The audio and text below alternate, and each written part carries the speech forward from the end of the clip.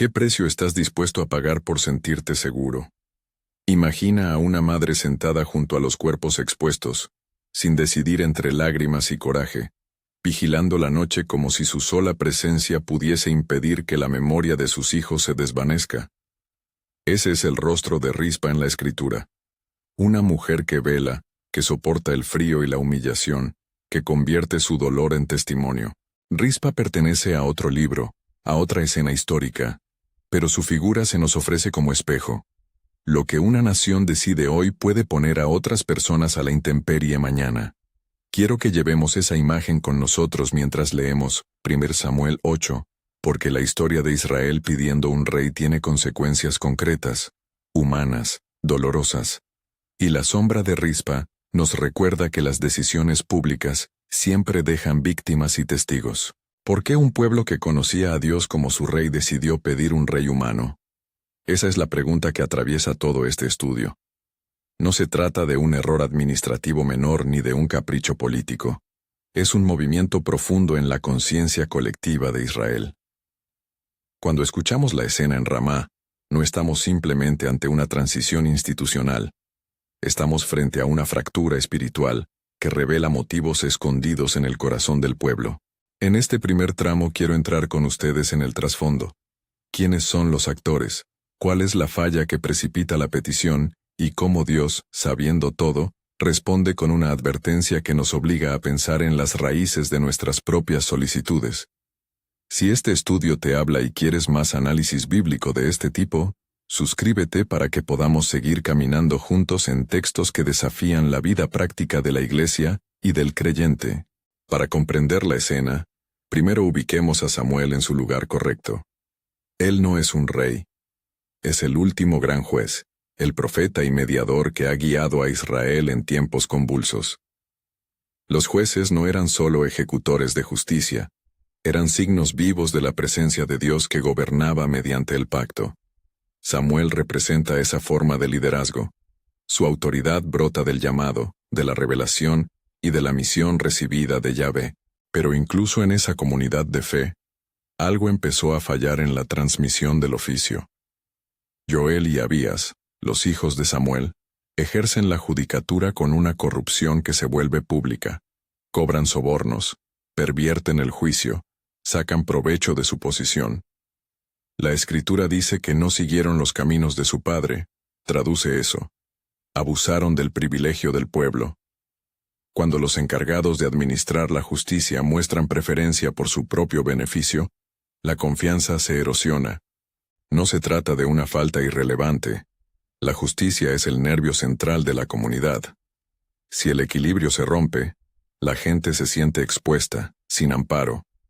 La corrupción de los hijos de Samuel no es un detalle anecdótico. Es el detonante que abre la herida. Es fácil hoy mirar la escena y pensar que solo se trata de hombres ineptos o de un episodio de nepotismo. Pero la lección va más allá. Cuando los representantes de Dios fallan, la comunidad enfrenta una disyuntiva profunda. ¿Seguir confiando en el sistema visible que nos ha traicionado? ¿O buscar algo distinto que restituya sensación de control y seguridad? La opción entre confiar en Dios que gobierna invisiblemente y preferir un poder humano visible se transforma entonces en una pregunta existencial. Los ancianos de Israel se reúnen y plantean su solución. Danos ahora un rey como tienen todas las naciones. Esa frase, tan simple a primera vista, encierra motivos que debemos desenmarañar con cuidado. 1. La imitación. Desean ser como los demás pueblos, igualando formas externas sin reparar en las diferencias de identidad que Dios había instituido en Israel. 2. La inseguridad. Sienten la necesidad de un rostro visible que represente y proteja. 3. La prisa y la desesperanza. Quieren una solución inmediata para el problema de liderazgo, sin continuar el proceso de reforma interna. Pedir un rey no es solo pedir otro administrador, es pedir otro principio de vida. Antes de seguir, hagamos una pausa para interrogarnos. Cuando hoy pedimos cambios, en la iglesia, en la comunidad, en la nación, ¿qué pedimos realmente? ¿Pedimos lo que necesitamos o lo que nos da la ilusión de control?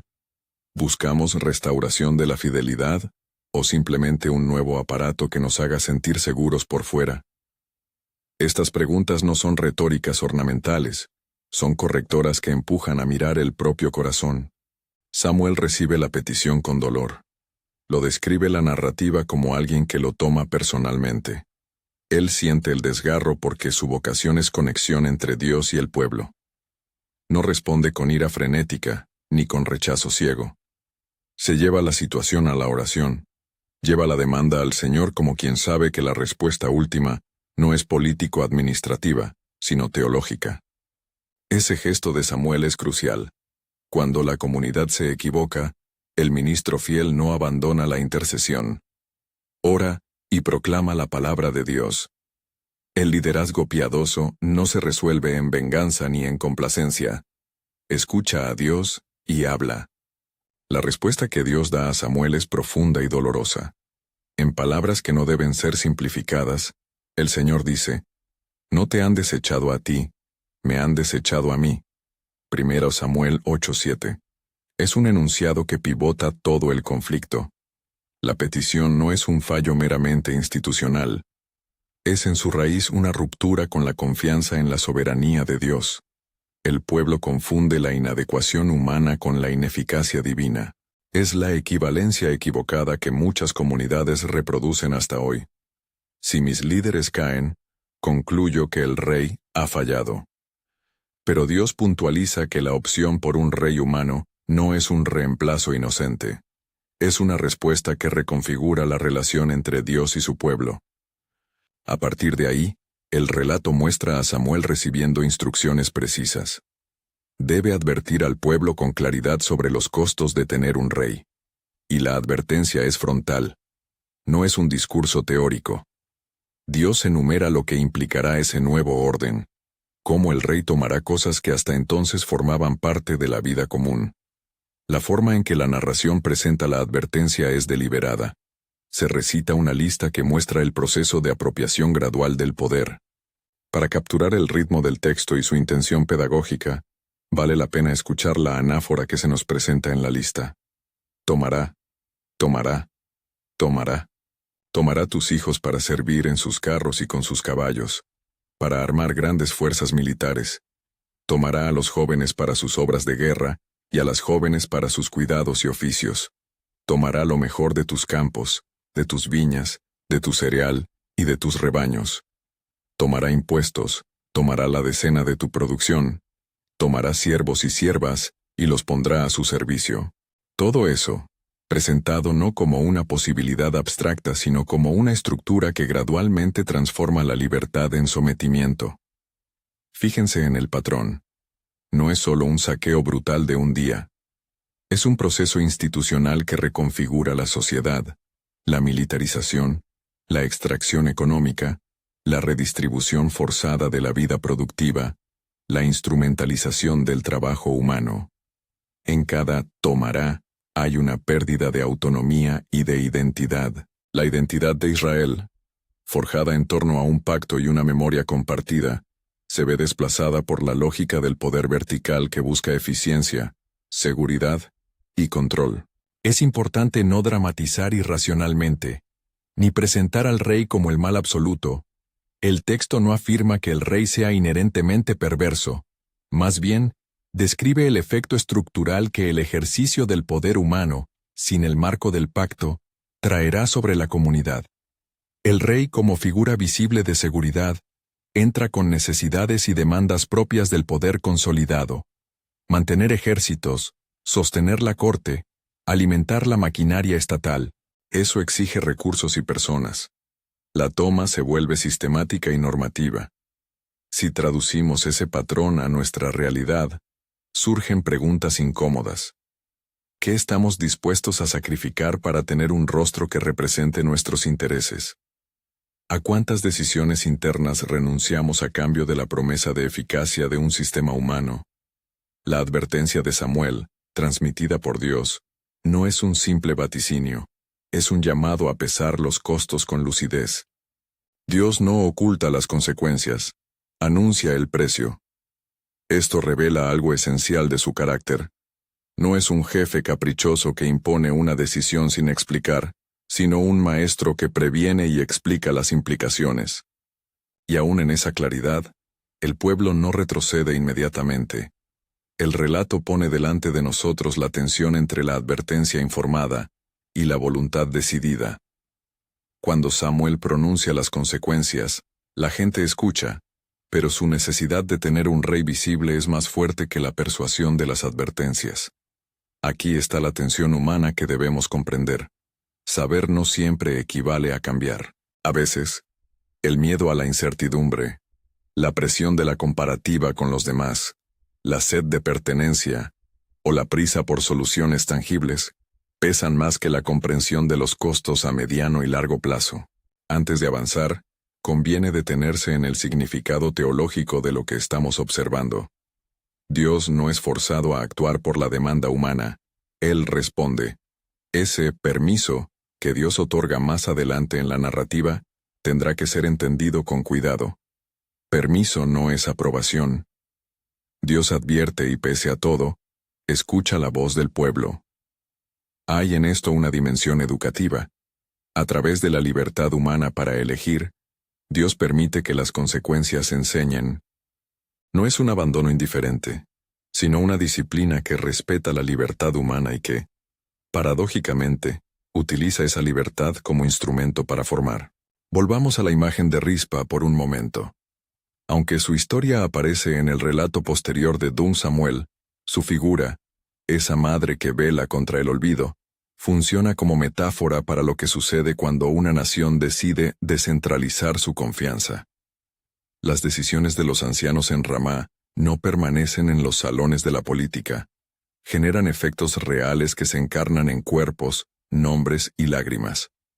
Rispa no es, por tanto, un accesorio dramático.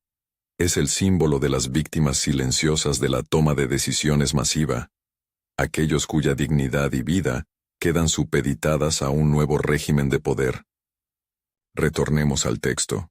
Samuel, obediente a la palabra del Señor, comunica la advertencia con crudeza y claridad. Esta comunicación no es un llamado a la manipulación emocional, es una entrega honesta de la realidad. Piénsalo así. Es la diferencia entre un líder que miente para mantener el orden y un líder que arriesga su popularidad para decir la verdad dolorosa. Samuel escoge la verdad. Esa elección, incluso si es impopular, revela el corazón de un liderazgo responsable. Pero la historia no cede ante la advertencia. Vemos cómo, en la práctica, el pueblo antepone su necesidad de seguridad a la voz profética. No es un acto de estupidez. Es un acto de desesperación humana que prefiere un rostro visible a la fe en un gobierno invisible. Aquí está la lección que atraviesa siglos. La fe comunitaria es frágil cuando los mediadores humanos fallan, y la fragilidad busca reemplazos donde encuentra vacíos. No negaré que en ocasiones un liderazgo visible trae beneficios concretos.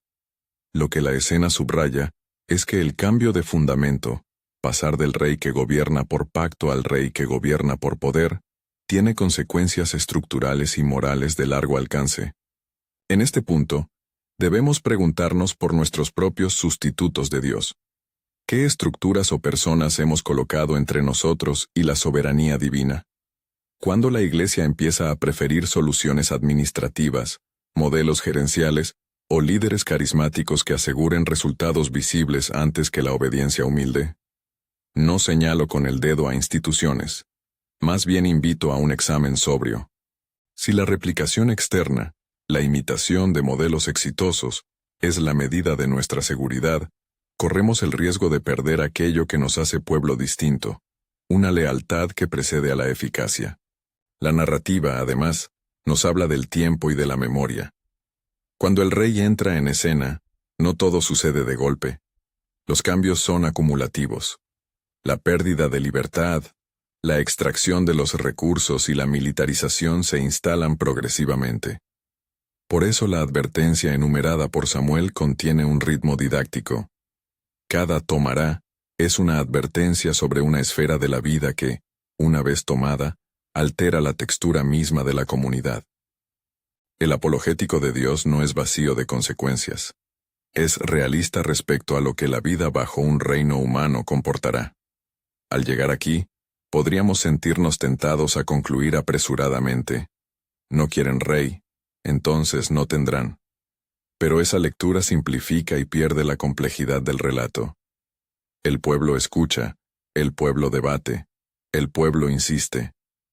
Esa insistencia no surge de la ignorancia pura. Nace de miedos legítimos: miedo al exterior, miedo a la violencia, miedo al vacío de liderazgo. La cruda realidad es que las personas buscan seguridades tangibles cuando la experiencia de protección se debilita, y cuando esas seguridades se ofrecen en forma de un monarca, el precio se vuelve palpable. Podemos ya discernir algunas implicaciones prácticas que deben acompañar nuestra lectura. Primero, la formación de líderes exige más que competencias técnicas. Exige carácter, transparencia, y no heredar el ministerio como si fuera un derecho familiar. Segundo, la comunidad necesita mecanismos de rendición y corrección que no dependan exclusivamente de figuras carismáticas. Tercero, como creyentes, debemos aprender a nombrar nuestros miedos antes de trasladarlos a decisiones estructurales que afectarán a terceros. Pero todavía no hemos llegado al punto en que el texto nos sitúa frente a la decisión final. La narrativa reserva para el momento siguiente la imagen de la nación, que aunque advertida en forma clara, insiste. Esa insistencia nos planta frente a una pregunta crucial. Cuando sabemos el precio, ¿estamos dispuestos a pagarlo? La tensión en el relato no es solo política, es moral y espiritual. Es el momento en que la voluntad colectiva se mide contra la claridad de la palabra profética. Mantengamos la imagen de Rispa como advertencia y testimonio. Si el pueblo de Israel hubiera calibrado sus motivos, si hubiera examinado la imitación, la necesidad de control, la prisa, quizá habría buscado reformas internas antes que un cambio de régimen. En la práctica, la falta de autocontrol y de responsabilidad colectiva puede llevar a decisiones que generan víctimas. Rispa, de nuevo, nos mira desde la periferia y nos interpela. ¿A quiénes estamos dispuestos a exponer con nuestras decisiones? Nos acercamos, por tanto, al momento de máxima tensión narrativa, pero no lo resolveremos aún. Antes de pasar al desenlace que escucha la concesión divina, quiero invitarte a un ejercicio de examen personal. Piensa en una decisión reciente, en la iglesia, en tu familia o en el trabajo, donde buscaste una solución visible antes que la restauración interna. ¿Qué motivó esa elección? ¿Miedo, prisa, comparación? ¿Qué costos no calculaste? Y si hubieras sabido el precio con detalle, ¿habrías actuado igual? Estas preguntas no buscan condenar, sino provocar honestidad. El relato de 1 Samuel 8 no solo corrige prácticas externas, intenta reformar el corazón que impulsa esas prácticas. Samuel, como siervo fiel, hace su parte. Ora, habla con claridad, expone la palabra de Dios. El pueblo hace la suya, escucha y decide. Dios, por su parte, muestra que la libertad humana tiene un rol en su plan pedagógico. Esta tríada, profeta, pueblo, Señor, es la máquina narrativa que nos obliga a considerar tanto la responsabilidad humana como la soberanía divina. Al detenernos aquí, la escena queda cargada. Hemos visto la corrupción interna, la petición externa, la advertencia divina y la inclinación humana hacia la seguridad visible. La próxima escena expondrá la respuesta definitiva, la negativa del pueblo y la concesión de Dios. Habrá entonces que meditar sobre lo que significa que Dios oiga la voz y actúe permitiendo una consecuencia que, aunque anunciada, será sentida. Pero antes de seguir adelante, conviene que lo que hemos visto haga eco en nuestras prácticas, que la figura de Rispa no sea solo una imagen lejana, sino una lámpara que ilumine las zonas de decisión donde hoy estamos tentados a sustituir a Dios por figuras o sistemas que prometen seguridad a cambio de libertad. Y el pueblo no retrocedió. Cuando Samuel volcó ante ellos la palabra de Dios, cuando enumeró la lista que despojaría poco a poco la autonomía de la nación, Los ancianos escucharon con atención, y aún así, respondieron con la misma petición: no, queremos rey. Esa respuesta contiene una gravedad que debe pesarse. Fue una decisión tomada con conocimiento del costo. No fue ignorancia inocente. En la acción colectiva hubo deliberación, y por encima de la advertencia profética, un deseo palpable de seguridad visible. Dios escucha esa insistencia, y le dice a Samuel: oye su voz, pon rey sobre ellos. Aquí está el punto que nos obliga a pensar en términos teológicos y éticos a la vez. Dios otorga lo que le piden, pero la concesión no equivale a una bendición incondicional. Permitir no es aprobar.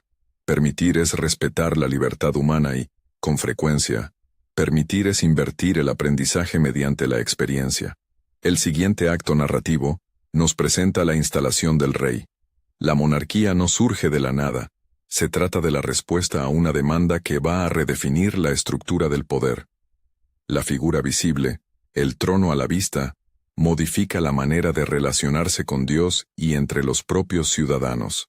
En el terreno inmediato, eso implicará que el rostro del liderazgo tenga responsabilidades y costos que antes no existían en la misma forma. La escritura más adelante mostrará cómo esa elección traerá consecuencias concretas. La centralización de la autoridad, la necesidad de recursos para sostener ejércitos y administraciones, la tendencia a considerar a los sujetos como medios para fines militares y estatales. Cuando estudiamos 1 Samuel 8, debemos anclarnos en dos realidades simultáneas: la fidelidad en la palabra profética y la libertad de elección del pueblo. Samuel cumplió su deber, oró, habló y advirtió. El pueblo, en su libertad, escogió otro camino.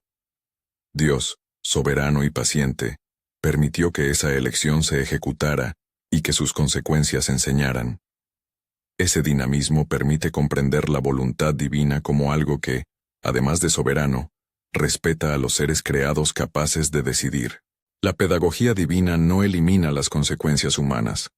Las relativiza dentro de un plan mayor que admite la corrección, la disciplina y la posibilidad de arrepentimiento. Recordemos la figura de Samuel en este proceso. Él no se arrogó la última palabra para impedir al pueblo. En el equilibrio entre liderazgo carismático y responsabilidad comunitaria, Samuel no impuso su criterio. Eligió, primero, la oración, luego la proclamación fiel, finalmente la obediencia a la voluntad revelada. Esa postura nos ofrece un modelo. El liderazgo cristiano no se sostiene con manipulación ni con imposición. Un líder fiel escucha a Dios, habla la verdad aunque duela, y acepta las consecuencias éticas de su papel, aunque ello conlleve una pérdida temporal de influencia. Ese tipo de liderazgo resulta esencial hoy, cuando la tentación de complacer o de consolidar poder personal es una constante. La narrativa nos pone ante el rostro colectivo de Israel, pero también nos obliga a mirar al rostro de quienes quedan en los márgenes. Aquí queremos traer de nuevo la imagen de Rispa, aunque con la claridad necesaria. Rispa pertenece a otra memoria bíblica, a un relato de dolor en 2 Samuel 21, pero su presencia simbólica ilumina la consecuencia humana del cambio institucional. Rispa vela sobre cuerpos expuestos. Su lecho de rocas y su vigilia nocturna son la metáfora de quienes pagan el costo de decisiones soberanas. Cuando una nación adopta una nueva forma de gobierno, cuando la Iglesia decide sustituir dependencias espirituales por estructuras visibles de poder, siempre hay rispas, mujeres que lloran, familias que pierden derechos, jóvenes destinados a la guerra, pobres que entregan lo mejor de su trabajo para sostener la maquinaria de poder. La Escritura nos retrotrae a esos rostros para que no olvidemos que las decisiones no son abstractas, producen carne y memoria. ¿Y qué aprendizaje pastoral podemos extraer de este conjunto? Primero, que la formación de liderazgo no puede ser un simple tráfico de cargos. Es un proceso de transmisión de vocación, carácter e integridad. Joel y Abías no siguieron los caminos de su padre. Su fracaso nos advierte contra la herencia automática del ministerio. La tarea de formar líderes exige deliberación, criterios claros de selección, espacios de rendición de cuentas, enseñanza sobre el servicio y el rechazo a la apropiación del ministerio como si fuera un patrimonio familiar. Las iglesias deben diseñar mecanismos que impidan que el ejercicio del poder se transforme en privilegio para unos pocos. Segundo, la comunidad necesita instrumentos sanos para enfrentar la decepción. Cuando los representantes fallan, la tentación es sustituir confianza por control. Eso puede conducir a decisiones inmediatistas y poco meditadas. En lugar de caer en la imitación acrítica de modelos externos, conviene invertir en restauración de procesos internos, reconciliación, justicia restaurativa, reformas institucionales que atiendan las fallas, sin abandonar la confianza en la soberanía de Dios. La receta no es sencilla, pero implica paciencia, disciplina y transparencia. Tercero, conviene sostener una catequesis comunitaria sobre la naturaleza del reino y del liderazgo. Muchas veces, la ausencia de una formación teológica coherente fomenta expectativas públicas inadecuadas. Se espera del líder lo que solo Dios puede dar. Enseñar acerca de la diferencia entre el gobierno de Dios por pacto y las formas humanas de gobierno ayuda a calibrar las expectativas y a distinguir entre lo que pertenece al ámbito humano y lo que pertenece al ámbito divino. El pueblo de Israel confundió la falla de sus jueces con la ineficacia de Yahvé. Esa confusión se repite cuando se espera que líderes humanos resuelvan la condición última del alma o garanticen una fe colectiva sin participación activa de la comunidad. Cuarto, hay que recuperar la práctica de la rendición y la corrección mutua. Si el liderazgo puede ser corrompido por tentación económica o por nepotismo, la antídoto es una comunidad que se organiza con transparencia. Informes públicos sobre uso de recursos, procesos claros para la elección de pastores y ancianos, limitaciones temporales en cargos de autoridad, y la creación de consejos con diversidad de voces que prevengan la concertación de poder en una sola familia o grupo. No se trata de políticas burocráticas por sí mismas, sino de estructuras que sostengan la salud espiritual del cuerpo. Quinto, debemos ser cuidadosos con los sustitutos de Dios. Hoy, como entonces, las sociedades suelen poner su esperanza en líderes carismáticos, en soluciones tecnocráticas, en modelos de administración que prometen seguridad. Preguntémonos, cuando buscamos seguridad, ¿qué esperamos que nos entregue esa figura visible? Identidad, sentido, protección. Si la respuesta es todo, entonces el sustituto se convierte en ídolo. La Iglesia debe enseñar a reconocer y desmontar estos ídolos, nombrar el miedo, reconocer la prisa, resistir la imitación. La fidelidad no consiste en rechazar todo cambio, sino en criticar los cambios que sustituyen la dependencia a Dios por la confianza en mecanismos humanos que demandan sacrificios inmorales. Ahora toca ofrecer pasos concretos que una comunidad puede tomar para no reeditar la escena de Ramá. Estos son sugerencias prácticas, pensadas como herramientas de formación y no como un manual político. 1. Implementar procesos claros de selección y formación de líderes. Que la elección combine criterios de madurez espiritual comprobada, evaluación por pares y periodos de servicio probatorio antes de la investidura plena. 2. Establecer límites temporales en cargos de autoridad. La práctica de mandatos limitados reduce la tentación de convertir el ministerio en patrimonio y crea oportunidades para la formación de nuevas generaciones. 3. Promover la transparencia financiera y administrativa.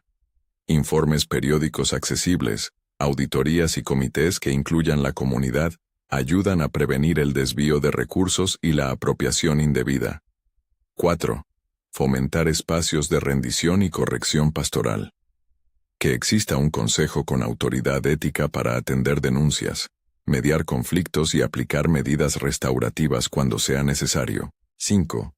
Priorizar la formación de laicos y la delegación responsable. Un liderazgo sano no concentra poder, lo comparte y lo multiplica. Formar equipos de servicio con liderazgo distribuido fortalece la resiliencia institucional. 6. Enseñar sobre la soberanía de Dios y la naturaleza de la libertad responsable. La catequesis debe incluir la comprensión de que la libertad humana implica responsabilidad por las consecuencias de las decisiones. 7. Cultivar prácticas comunitarias que disminuyan el miedo. Oración corporativa, discipulado que enfrente la ansiedad, acompañamiento pastoral en tiempos de crisis y estrategias que eviten decisiones apresuradas. Cada uno de esos pasos vale como prevención. Pero también hay que considerar la dimensión correctiva. ¿Qué hacer cuando ya se han pagado costos?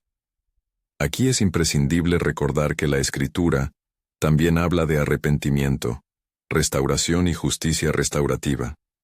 La experiencia vivida bajo malas estructuras puede y debe ser reparada en lo posible. Restitución de bienes, reconocimiento público de errores, procesos de reconciliación que atiendan a las víctimas. No todo daño es reversible, pero la comunidad cristiana está llamada a intentar la reparación como acto de justicia y compasión. Volvamos a la imagen de Rispa una vez más para concluir la reflexión ética. Rispa vigiló para que los nombres de sus hijos no fueran borrados. Eso nos enseña dos cosas. Primero, que la pérdida y el dolor exigen memoria. Segundo, que la dignidad humana debe ser defendida incluso cuando las decisiones colectivas la violan. La memoria de las víctimas tiene un valor pedagógico y ético. Nos obliga a no naturalizar decisiones que producen dolor y a considerar siempre el rostro de los más vulnerables al tomar caminos institucionales. Ahora, unas preguntas que quiero dejar resonando en tu corazón y en tu comunidad. Respóndelas con sinceridad, no con la defensa automática. ¿Cuándo fue la última vez que la iglesia o la comunidad en la que participas tomó una decisión importante por prisa o por imitación de modelos externos? ¿Qué miedos concretos articulamos como motivación para cambiar algo esencial? ¿Tenemos mecanismos reales para fiscalizar a nuestros líderes o dependemos de la buena voluntad personal? ¿En qué áreas hemos sustituido la dependencia de Dios por la confianza en personas o sistemas humanos? ¿Qué rispas invisibles puede estar generando hoy mi comunidad? ¿Y cómo podemos visibilizarlas antes de que sea tarde? Responder estas preguntas no es una simple actividad intelectual.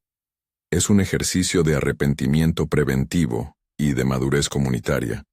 La forma en que respondamos determinará si nuestras próximas decisiones serán cautas o impulsivas, si buscarán restauración o imponer soluciones que generen víctimas. Quiero tomar un momento para subrayar la diferencia entre permiso divino y aprobación divina, porque allí descansa nuestra interpretación teológica del pasaje. Cuando se dice que Dios permitió que se pusiera un rey, no estamos afirmando que Dios celebrara la elección como algo deseable en sí mismo. El permiso de Dios respeta la libertad humana, y a veces, utiliza el ejercicio de esa libertad para una enseñanza más profunda. En términos pedagógicos, permitir consecuencias es una forma de disciplina que preserva la responsabilidad humana. El texto muestra con claridad que Dios advierte y lamenta, pero no castra la voluntad humana. Esa es una verdad incómoda. El amor divino no anula la capacidad de daño del ser humano. Antes bien, los límites del amor incluyen la posibilidad de que el otro se equivoca y que, en su libertad, deba aprender del resultado. Sin embargo, la teología bíblica no termina en la concesión. También contempla la posibilidad de arrepentimiento y retorno. La historia de Israel, con su ciclo de caída y restauración, nos recuerda que las consecuencias no son definitivas en términos de la misericordia de Dios. La comunidad puede aprender, arrepentirse y reconstruir una relación más fiel con el Señor. Eso exige humildad, reconocimiento del daño y prácticas concretas de restauración. En ese punto, Samuel sigue siendo un modelo. No se encierra en la nostalgia del pasado, sino que continúa guiando a la comunidad hacia la fidelidad. Llegamos por fin al cierre pastoral de este estudio. La lección de 1 Samuel 8 es múltiple, pero puede condensarse en una advertencia amorosa. No confundas la habilidad de tus líderes con la soberanía de Dios. No cambies la dependencia por seguridad visible, sin pensar en quiénes podrían pagar el precio. El proceso de elegir debe ser tanto teológico como pragmático. Teológico porque reconoce la soberanía y la pertenencia del pueblo a Dios. Pragmático porque atiende la sanidad institucional y la protección de los vulnerables. A la luz de eso, te invito a 3 pasos concretos que puedes poner en práctica esta semana en tu iglesia o comunidad. 1. Convoca una reunión de evaluación donde, con humildad, se hagan públicas las decisiones recientes y se analicen las motivaciones detrás de ellas. Que sea un espacio de escucha y confesión, no de acusación. 2. Propón la creación o revisión de un protocolo de liderazgo que incluya criterios de selección, rendición de cuentas y límites temporales. No lo idealices, que sea algo concreto y aplicable. 3. Identifica una posible rispa en tu contexto, una persona, familia o grupo vulnerable afectado por decisiones institucionales, y establece pasos de reparación o acompañamiento. La prioridad del Evangelio es la dignidad humana. Quisiera terminar con una exhortación que sea al mismo tiempo desafío y consuelo. Ser pueblo de Dios implica vivir en tensión entre la autoridad visible que puede organizar y la autoridad invisible que constituye. Esa tensión no es resoluble por la simple eliminación de la monarquía o por la adhesión acrítica a un sistema humano. Requiere discernimiento, formación, valentía para escuchar profecía incómoda y responsabilidad para reparar cuando se causan daños. En medio de las decisiones cuida el corazón. La pregunta última no es qué estructura elegimos, sino a quién servimos con nuestras elecciones. Si este estudio impactó tu forma de ver liderazgo, identidad y responsabilidad comunitaria, te invito a compartirlo con alguien que necesite escucharlo. He preparado una guía de reflexión y un plan de acciones para comunidades que desean evaluar su forma de liderazgo. La encontrarás en la descripción junto al estudio. Compártelo. Úsalo en tu iglesia, en tu grupo pastoral o en tu comunidad para iniciar un proceso de examen y restauración. Que la imagen de Rispa nos siga enseñando a velar por los nombres de los que podrían convertirse en víctimas. Que la fidelidad profética de Samuel inspire a quienes sirven, y que el Señor nos conceda sabiduría para elegir con temor de Dios, con humildad y con amor por los más pequeños. Si esta lección te provocó preguntas, escríbelas en los comentarios para que las podamos abordar en futuros estudios. Que la soberanía de Dios guíe nuestras decisiones y que nuestras comunidades aprendan a preferir la obediencia fiel antes que la seguridad a cualquier precio.